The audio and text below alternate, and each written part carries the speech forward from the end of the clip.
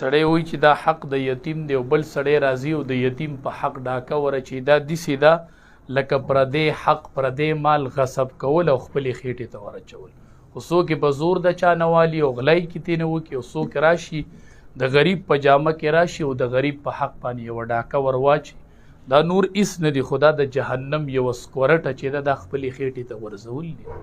او حدیث مبارک کې راځي هم چې یو سړی د زکات مستحق نه او د زکات مال والی او د خپل مال سره یو ځای کو د دا شته مال به هلاک شي. نو په کار نه ده چې داسې خلق د دې خلقو په مالونو باندې دا سټ ور واچي او ډاکه پې ور واچي د وخوري. سړی وایي چې دا حق د یتیم دی او بل سړی راځي او د یتیم په حق ډاکه ورچي دا داسې ده لکه پردی حق پردی مال غصب کول او خپلې خېټې ته ورچول. خو څوک یې په زور د چا نه والي او غلی کې ترې نه وکړي او څوک راشي د غریب په جامه کې راشي او د غریب په حق باندې یوه ډاکه ور واچي دا نور هېڅ نه دي خو دا د جهنم یوه سکورټه چې ده دا خپلې خېټې ته ورزول دي. او حدیث مبارک کې راځي هم چې یو سړی د زکات مستحق نه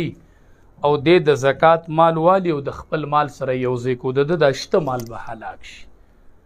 نو په کار نه ده چې داسې خلق د دې خلقو په مالونو باندې